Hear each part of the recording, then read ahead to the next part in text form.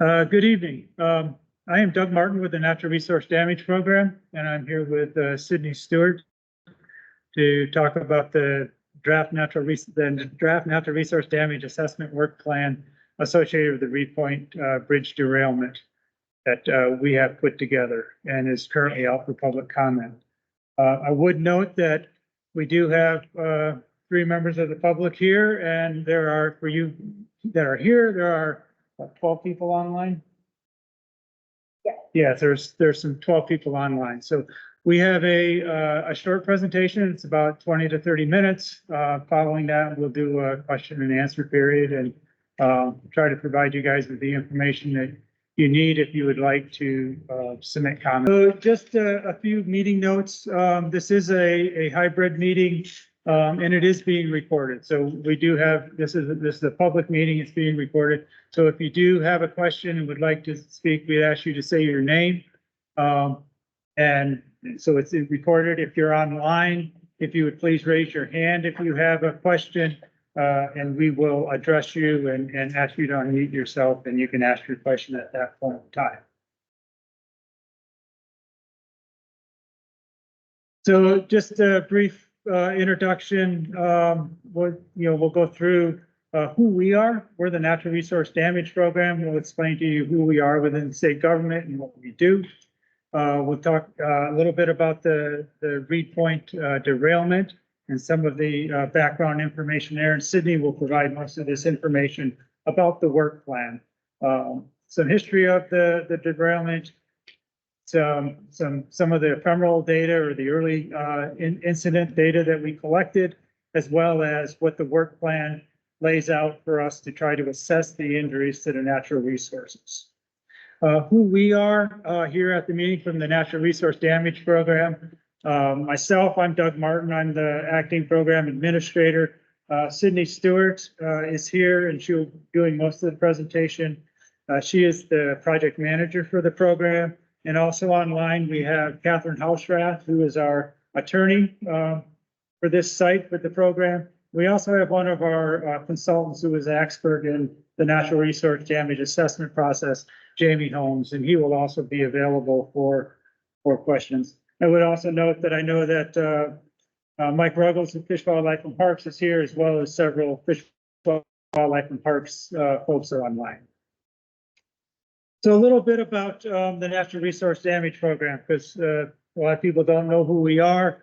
A lot of people, use our acronym NRDP, and they confuse that with DNRC, but we are the Natural Resource Damage Program. Our mission is to recover damages for injuries to natural resources from a release of a hazardous substance. And in this case, the asphalt was spilled into the river. That was the release of the hazardous substance. We recover those damages, and then we actually look at how to expend those damages, how to put that money on the ground to try to restore, replace, or acquire the equivalent of those injured resources. Our program was established in 1990 based on the Montana v. Arco site, and that was the mining and smelting activities that took place between Butte and Anaconda. And the natural resource damages that were associated with that. That's where we started. We do work on behalf of the governor.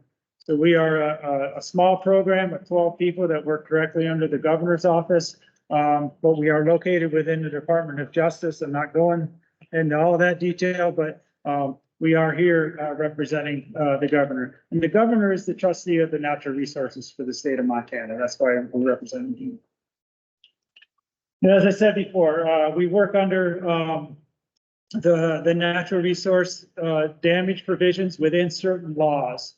The Oil Pollution Act, and that's the one we're working on here. The Oil Pollution Act has a provision for states and other trustees, natural resource trustees, to recover damages for injuries from a release of a hazardous substance.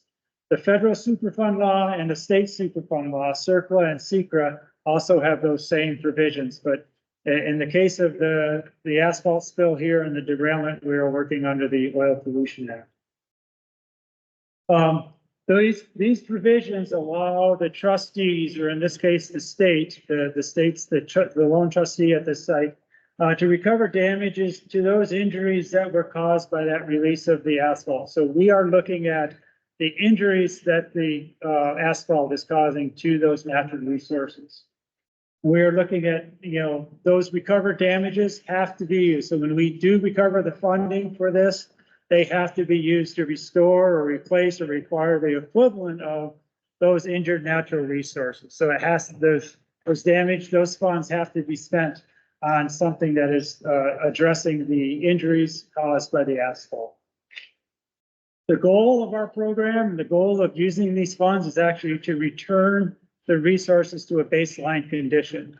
And baseline in this case is what the Yellowstone River was prior to the derailment and the release of the asphalt. It wasn't, back in the Lewis and Clark days, it's what was prior to that derailment. Some words that you're going to hear us talk about today that are in the natural resource damage assessment process are natural resources. And this, natural resources that we are talking about are things that the state holds in trust: land, fish, wildlife, biota, air, water, groundwater, drinking water supplies. And in this case, as you guys can imagine, the land, the shore of the river, the fish and wildlife, and the biota that live in the Yellowstone River. Those are the resources that we're specifically talking about here. But they also have to be held in trust by the state. So we're not talking about private land, we're talking about state or public lands.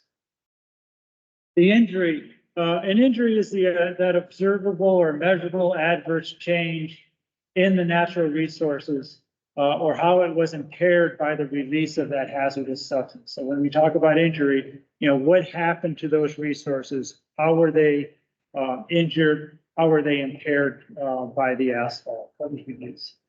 When we speak damages, we are, and this is a legal term, we are actually talking money. So when we talk about the damages that we will receive, it's the funding that we will receive for the injury that has been caused and how those will compensate for those losses that the state resources observed. This is a little graph that we like to use that helps us explain the difference between remediation and restoration. So remediation, so after the spill, EPA led the incident command, and they were out there with Montana Rail Link, removing the rail cars from the river, removing the asphalt that the rail cars still had, and also going downstream and assessing where that asphalt had come to be located, and then trying to collect that. And I know just recently, as last week, they were out there trying to collect more. That's remediation. Remediation is trying to protect human health and the environment. On restoration side, that's where we are trying to restore that environment. So EPA and DEQ are doing the remedy, and we're doing the restoration. And where this comes into play, what our damages are, what we're trying to recover funding from, is on this graph. So you have the resources on the left side, and your time is on the bottom, on the x-axis. Your baseline condition is what the Yellowstone River was before the derailment. There was the derailment and the release of the asphalt and the cars into the river. And so those resources were damaged to a certain extent. If EPA and Incident Command did absolutely nothing, then the no action would go on for a long time, and the injury would recover very slowly, and that would take a very long time. But EPA and Montana Rail Link didn't, and DEQ and the Incident Command didn't. They worked on cleaning it up. So the response action reduces that injury. So what we're looking at is those interim losses. So when Sydney today talks about the assessment work plan, we'll be looking at assessing what the injuries are and trying to determine what those losses are in that blue shaded area there.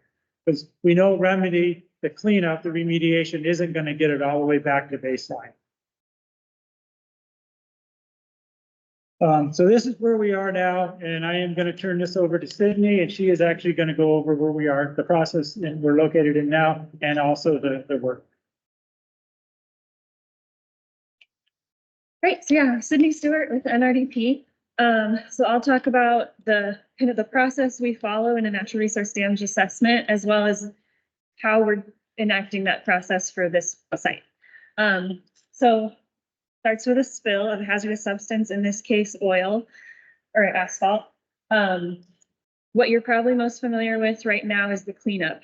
So that has been done by the Unified Command, that's EPA, DEQ, Stillwater County, and MRL working together. And what they're focused on is removing the rail cars and removing the asphalt. And they've had phase 1 and phase 2 of the cleanup so far. What we're talking about is the natural resource damage assessment, or the NRDA process. So they're separate processes, but there's some overlap. The NRDA process is done by NRDP, us working on behalf of the governor as the trustee, like Doug talked about. And what we look at is how the natural resources have been impacted by the spill and what it would take to restore those resources to the state they would have been in if the spill had never happened. So I'll talk about these phases that we go through, but first I want to talk about the spill itself. I think people are probably familiar with it, but we'll just set the stage on what we're talking about.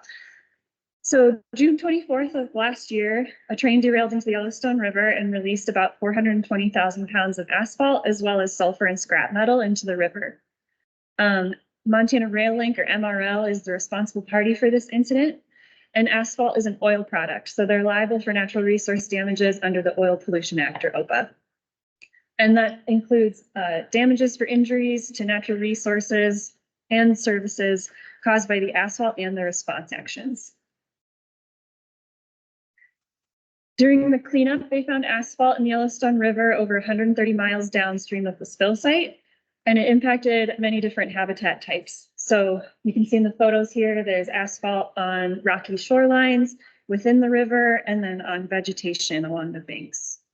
Through the cleanup actions, there's been approximately 60% of the asphalt removed, and that means that there's about 180,000 pounds of asphalt remaining in the river. So the first phase of the natural resource damage process is the pre-assessment phase. We're done with this process, but I'll just talk about it so you know what we did during that time. When we do the pre-assessment, we're looking at certain conditions to make sure they're met before we move forward with an assessment. So determination of jurisdiction, we're looking at, have natural resources within the state's trusteeship been affected by the spill? And then have there been injuries to those natural resources caused by the spill or likely to have been caused by the spill? Then we look at whether the response actions will not adequately address those injuries. And that's not to say that the response isn't doing its job. Like Doug talked about, response is different than restoration. So the response is looking at, response and cleanup are, we use those the same, but the response is looking at reducing the risk to human health and the environment. It's not necessarily looking at what the resources were like before the spill happened. So response can go in and clean it up and say that there's acceptable risk to human health and the environment, but there can still be injuries to natural resources. And then the last condition we're looking at is whether there are feasible restoration actions that exist to address these injuries. So if these conditions are met, the trustees can issue a notice of intent to conduct restoration planning and move forward with the assessment process. On Reed Point, NRDP looked at these conditions in this site, and we determined that these conditions were met and we are going to move forward with an assessment. So we issued a notice of intent to Montana Rail Link in November. As part of that, we invited MRL to participate in the assessment process. And we did this for a couple of reasons. First, because it's in the regulations that we do this, but we also see some benefits to doing a cooperative assessment with the responsible party. MRL accepted the invitation, so we are working with them, and that means that MRL is paying for this work instead of the state of Montana. We also share data with them, and they share data with us, so we all have the same information that we're working off of. And then we can, if we identify additional data that needs to be collected, we can work with MRL and do that work together so that we're not duplicating efforts. So that was the pre-assessment phase. Now we're in the restoration planning phase. And this phase has kind of two parts: injury assessment and restoration selection. What we're talking about tonight is the injury assessment. So the NRDA work plan that we have out for public comment right now talks about how we are assessing the injuries to natural resources, and that includes determination and quantification of injuries. When we look at Reed Point, we are focusing on two main types of injuries. So we're looking at reduction in recreational services and ecological injuries caused by the asphalt. The area we're looking at is called the assessment area. So I know there's a lot on this map, but this is the general area that we're looking at. This includes the spill site, so that's the yellow X, if you can see that. And then areas upstream that were impacted by the closure of the Yellowstone, and areas downstream that were impacted by the closure and by the asphalt. So those two red triangles show the extent of the area that was closed during the cleanup operations. And then that pink purple rectangle downstream shows the farthest extent that they observed actionable asphalt during the cleanup. And then we're also looking at the Stillwater River because that was initially impacted by some closures right at the beginning of the spill. And there might have been impacts to recreational use of the Stillwater by the operations that happened in Columbus.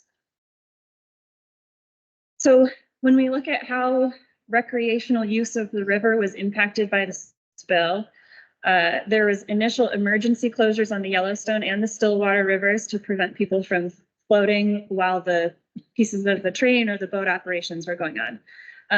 That was followed by an official closure of the Yellowstone River for about a month while they did the majority of the cleanup. And then the Holmgren Ranch fishing access site was closed for about 3 weeks for the cleanup operations. The Itchkapee boat ramp in Columbus was also closed for about 2 weeks for the cleanup. And then outside of these official closures, there were other areas that were used as staging. There was boat traffic up and down the river, and then the actual asphalt in the river that could have affected people's use and enjoyment of the Yellowstone and Stillwater. On the ecological side, we saw fatalities, bird, snake, and invertebrate fatalities. So the picked photos here, you can see an oiled bird, a spider caught in the asphalt, and some beetles caught in the asphalt. We also still see asphalt remaining in aquatic and shoreline habitats. And then as part of the response actions, there were alterations to the shoreline during the cleanup operations.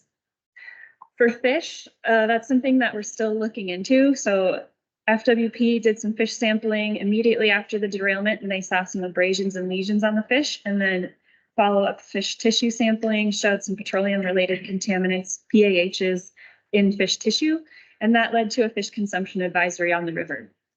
So as far as natural resource damages go, we aren't sure whether the PAHs in the fish were due to the incident or due to some other contamination.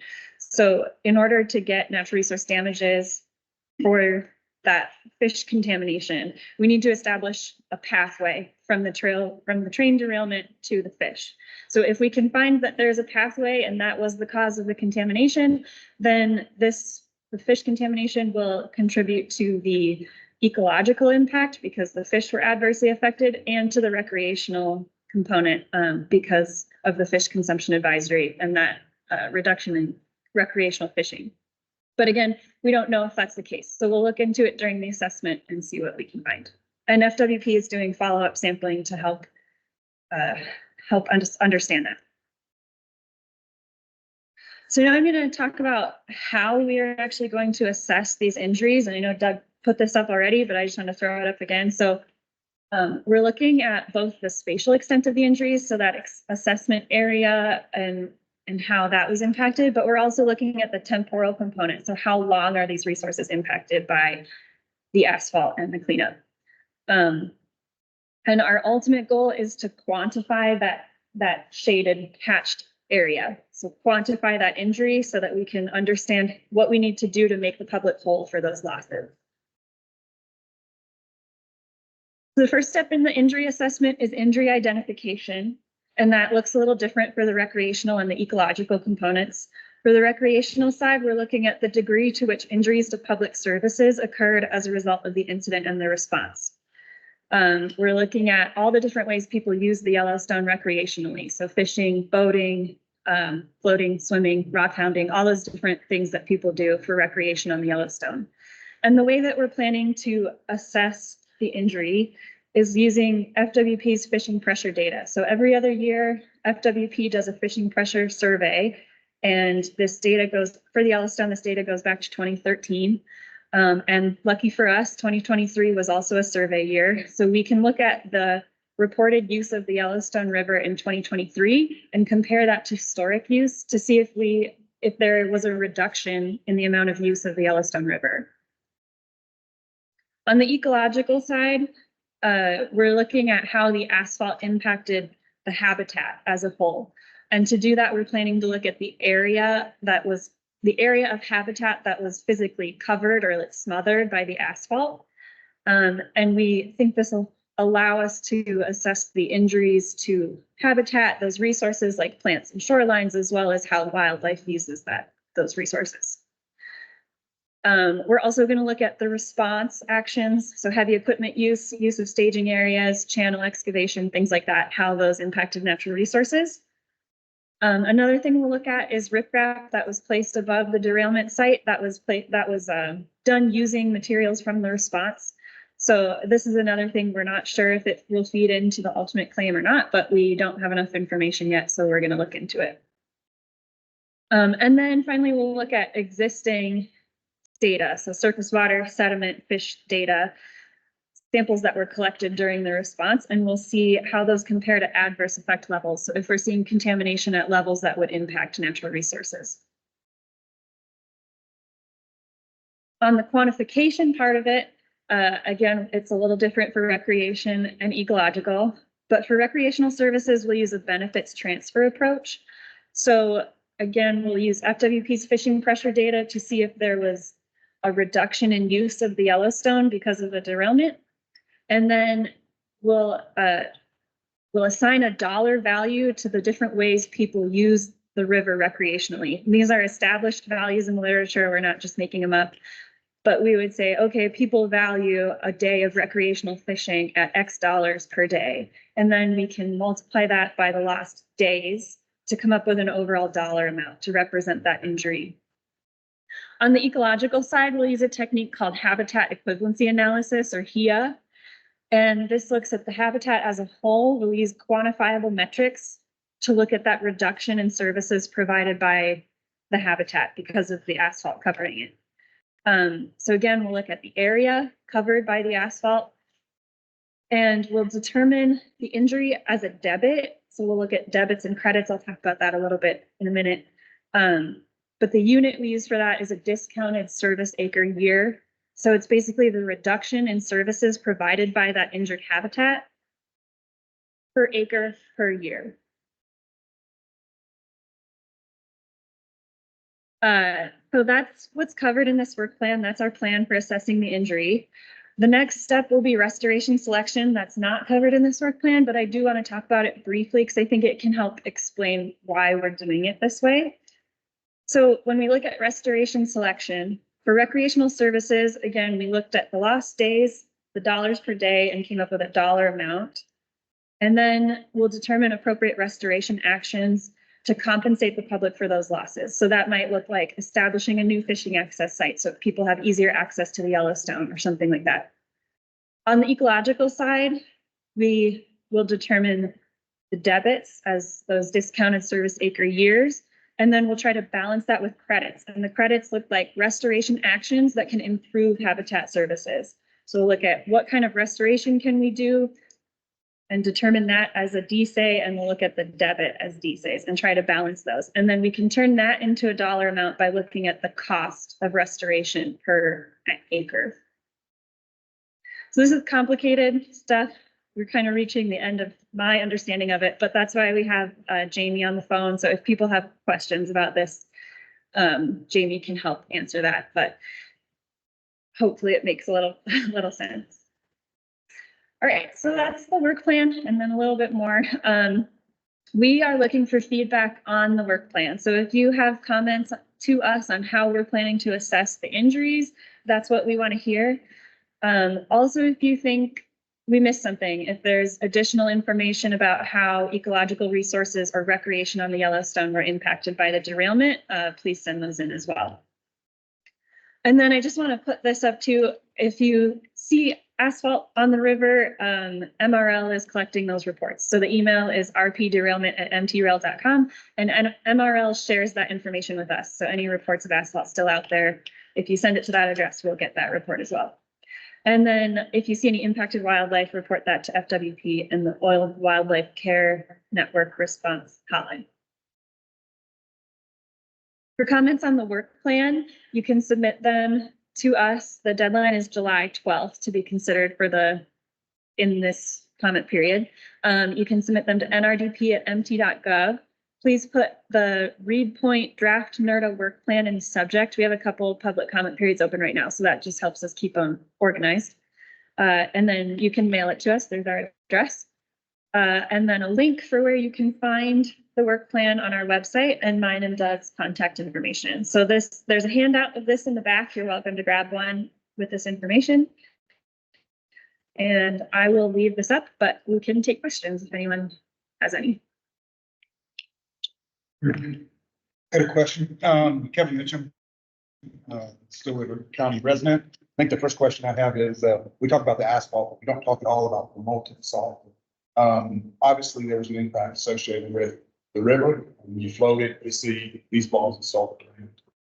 Why was that not addressed during the cleanup for one who never come? Yeah, so I don't want to speak to the cleanup because we weren't overseeing the cleanup, but from our side of it, molten sulfur, elemental sulfur is not a hazardous substance. So there's no basis in the laws we work under for us to recover damages for that. No, I just reiterate, that would be a good question for the incident plan. I guess the other question is maybe on the cleanup side of things as well, is that you say you pick up, I think it's 60%. Seems like that number would be interesting in the fact how much of that is over excavation, what cleaning up. You're cleaning up a bunch of material underneath that, like mud and that type of thing. And so I'm wondering how accurate that number is. And the other piece of that is how are you taking into account the impacts to macro river, so stone flies, bay flies, that type of thing in this tool. Yeah, so yeah, I think you're right. Like the way that I don't know that there's a better way to do it, but the way that they look at the weight of asphalt that was cleaned up is like assigning a percentage, looks like this percentage asphalt, this percentage rock, and then weighing the bag and calculating the total weight. So yeah, there's a lot of error in that number. That's why we try to use kind of bigger rounded numbers so that we're not reporting it down to the pound. But that's I don't know a better way to do it. And then, sorry, what's the second one? Impact of macro. Oh yeah, so part of the HEA, the habitat equivalency analysis, is the intent is to look at impacts to the habitat as a whole, and that includes how wildlife uses the habitat. So hopefully that would account for it. And I don't know if Doug or Jamie wants to chime in on that. So at this point, what we're looking at is, we know there's, if you're looking at round numbers, there's still approximately 40% of the asphalt. So where is that located?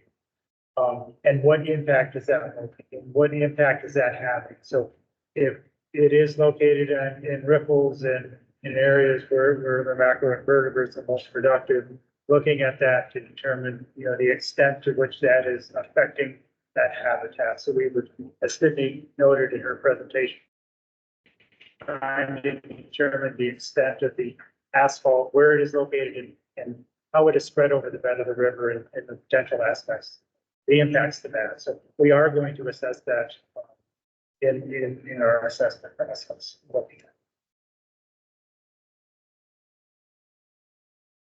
We have a participant online with a question as well. Okay, we have one more in the room, so why don't we do in the room first and then jump online? Yeah, well, operating for a fairly low level, but I experienced, I lived in Alaska, Exxon Valdez, and there was a point when the remediation efforts were considered more damaging to the environment than the oil spill. Point there. My question is, what does happen to asphalt over time? Does it actually degrade? And there are studies that document that. Yeah, I might take a stab and then hand it to Doug, but, I don't know that we know. We've looked at studies that look at that, but most of those studies are what happens to roads. So it's not the same as what happens to asphalt in a river. So we'll look into that more, but, it's an unknown right now. And I guess the other comment is I think the objective here is to sufficiently sensitize the railroad business so to improve their safety record. And I've got the record of train accidents on main line since 2015. You know, they're all around 500 a year. There's no improvement. And so that suggests that the efforts of folks to change the railroad's behavior are not working. Yeah, I just want to say that natural resource damage provisions are meant to be restorative. They're meant to restore the natural resources and compensate the public. They're not meant to be punitive. They're not meant to punish people. So I think other like regulatory agencies or something would be. Well, that raises another question. What percentage of the money that your organization is collecting has gone into restoration? What percentage of the total? So this is Doug Martin. For the Reed Point, we haven't recovered any damages yet. We're still in the assessment. But for other sites that we have worked on or other incidents that we've worked on, such as the Exxon spill that occurred in 2011, the spill that occurred in Glendive in 2015, we have recovered damages for those, and we do have restoration plans that we are working.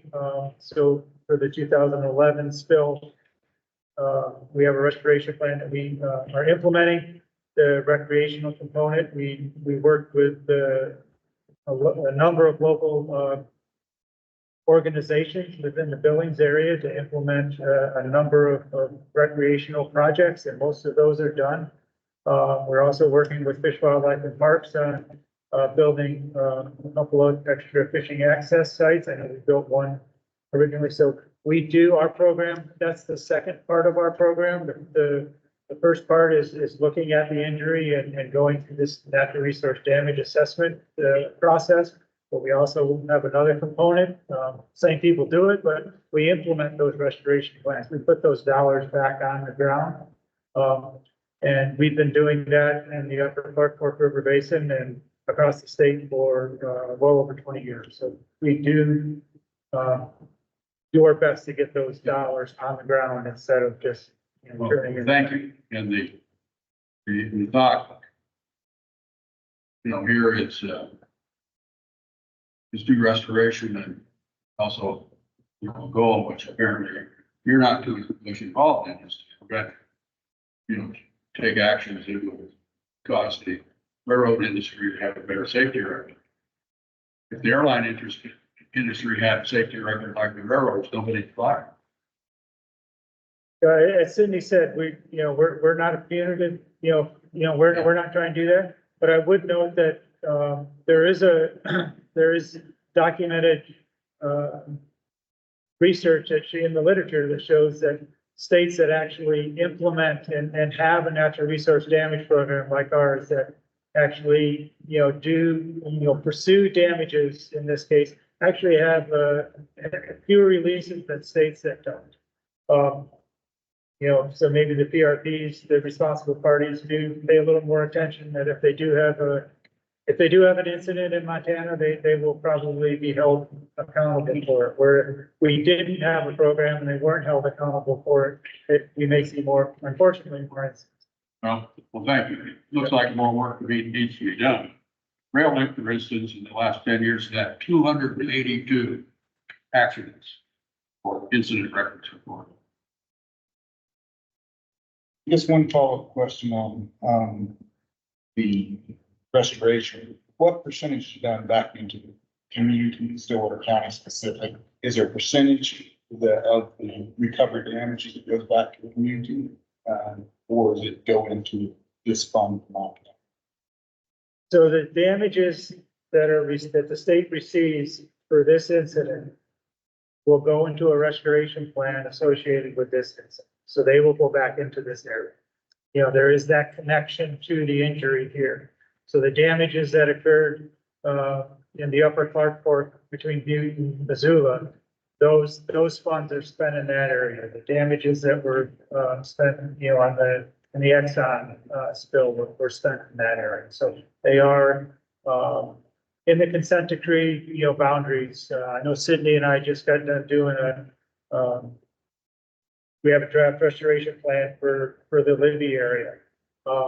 And in the consent decree there, it says that those damages have to be spent within Lincoln County. So they are spent on they will be spent on the Olson. I can pretty much tell you that. They're not going to the Missouri or something like that. They'll be spent here. But it needs to be spent locally, I guess, because if you look at the damage from the disaster or to where the asphalt's been found, which is 130 miles, you need to make sure a good percentage of that goes into here, because that's where the impact was. And, you know, submitting a comment on that, would be appreciated.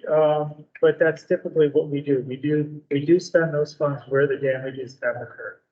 Or the resources that were injured, you know, where they are, so that we can recover those. Thank you. We had a question online. Yeah, that was Jill. Why don't you unmute yourself and ask?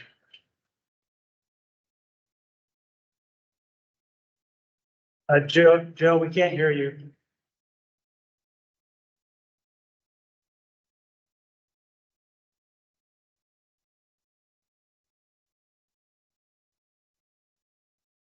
Maybe we should put it in the Yeah, chat. Jill, if you wanted to, if you could put it in the chat, we could read it for you.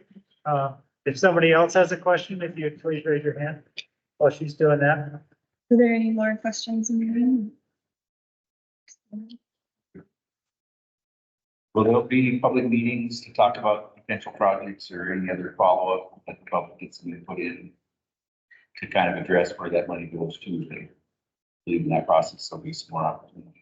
Yeah, so when, this is jumping ahead quite a bit, but after recovering damages, we'll write a restoration plan, and that will be a draft restoration plan that goes out for public comment. So that will talk about how we plan to spend those funds. And that's an opportunity for people to have input on that.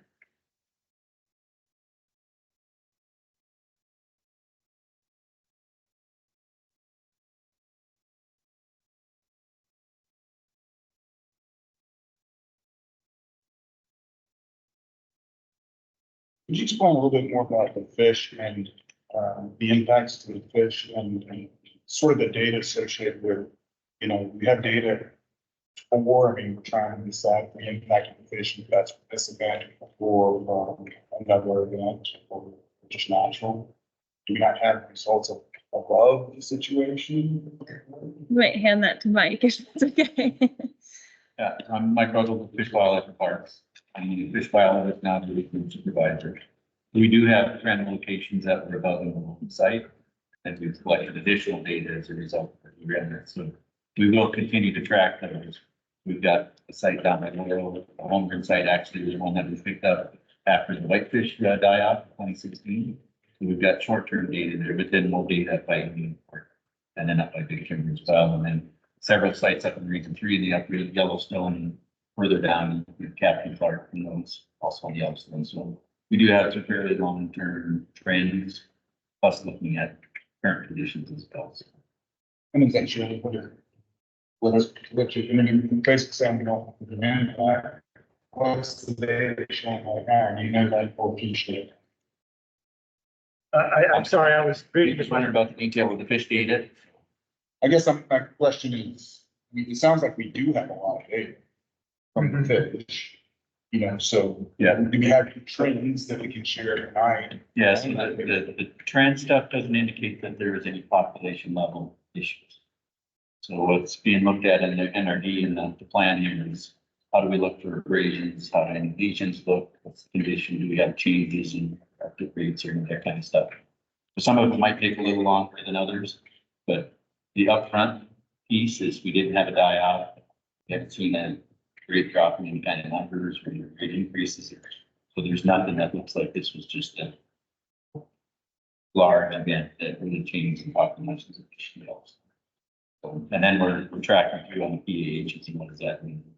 Like, in part for people and then also for the environment. Thank you for that. Yep. So I will read one of the questions that Jill Hickson with YRPA is on the line. The question is anyone from App Global in the room? And Jill, nobody is in the room, but Jamie Holmes with App is online listening to this. And who are the scientists doing this work for us? Yes, it is App Global doing the work for us. We have Jamie Holmes, Michelle and Holly. And I'm sorry, I forget their last names. Yeah. Michelle Crabb, and Holly Bender. Yeah, they're the folks, the main folks working on this for ACT. And you also asked, did Sydney say that we're not assessing the sulfur? And yes, her response was yes, we're not assessing this. I know you're gonna try for follow-ups. Well, I'll let you do that. I do also know Brett French has a question online. Is can the funds be used for long-term monitoring?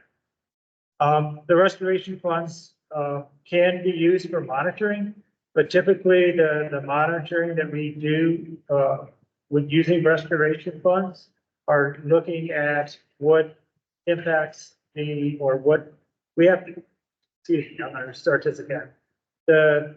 The natural resource damage regulations require that we monitor our restoration actions. So if we are implementing a project to say improve fish habitat, we have to monitor that to show that we are being successful. We're not necessarily monitoring the long-term impacts of the asphalt laying on the bed of the river. I do believe that is a remediation responsibility. So asphalt that is being left on the bed of the river is being left there because it cannot all be cleaned up or remediated. And under remediation, if they're leaving it there and they're going to let it slowly degrade, oil products do degrade, that would be called natural attenuation. And the only effective or the only acceptable natural attenuation is actually called monitored natural attenuation. So if they are leaving it there, it should be monitored. So that one, to me, that should be coming under the remediation aspect of the cleanup. So the long-term monitoring of the asphalt sitting on the bed of the river should be being completed by the remediation folks. And Jill's follow-up question, Jill Hickson's follow-up question is why no sulfur? And also, did App Global bid on this? And what is the total cost? If MRL is paying for it, did they have a say in the selection of App? So I'm going to address the App question first, Jill. Apt is a environmental consultant that is an expert in the world of natural resource damage assessment. They have worked very successfully with the state of Montana for a very long time. And under the state procurement laws and litigation aspects such as we're in now, we can go to the best appropriate people that we know. We do not have to put that out for bid. And that's how we selected App. We do not use App exclusively in our natural resource damage assessments. There is one other well-known consultant in this field that basically works for the trustees.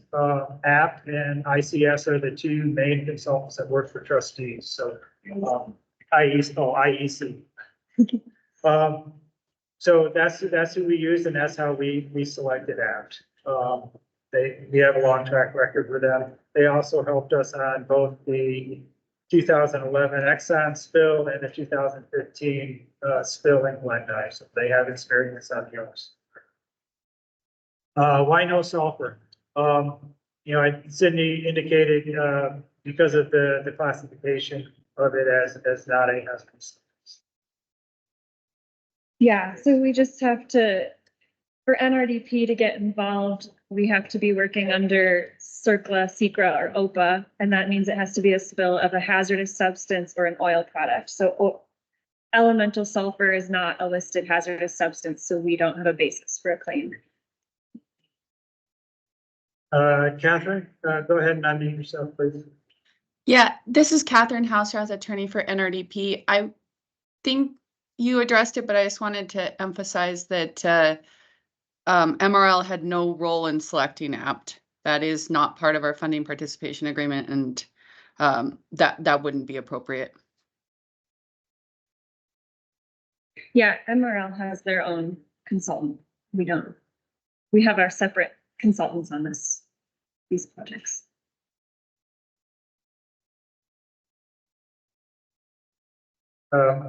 Jill, I see your hand still up. I'm not sure if you have another question or not. You got one more. Here it comes.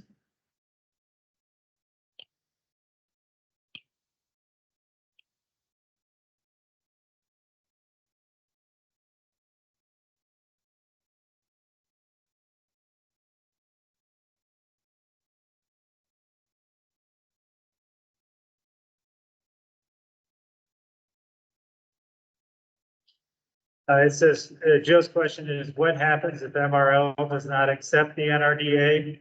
Do we go to court? And Catherine, I'll turn that one over to you if that's all right. Yes, this is Catherine Houserath, attorney for NRDP. So Sydney had mentioned, I just want to provide a little background first. Sydney had mentioned that we view some benefits to the cooperative assessment. And one of the benefits that we see is that we have developed, for example, an agreed upon set of facts to try to make it less likely that MRL wouldn't agree with the NRD assessment. And so in general, the process anticipates settlement. It does result in litigation. The state of Montana is actually one of the few states that has had active litigation and months-long trials on natural resource damage claims.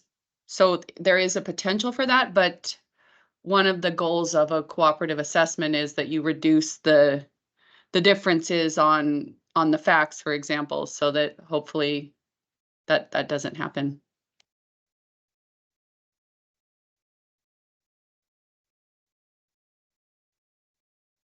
Are there any other questions?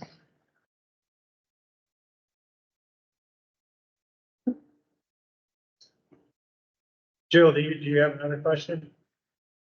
No, okay, she said she was good. So any other questions online? I did not see anybody else's hand raised.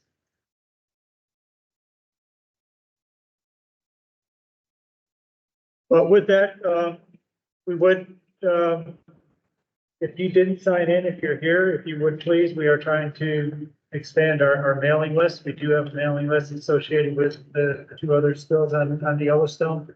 And if you're online, if you would like to be added to the mailing list and you're not, if you would please send your name to nrdp@mt.gov and ask to be added to the Reed Point mailing list. I think that would be helpful. With that, with no other questions, we'll close the meeting. Thank you. Thanks.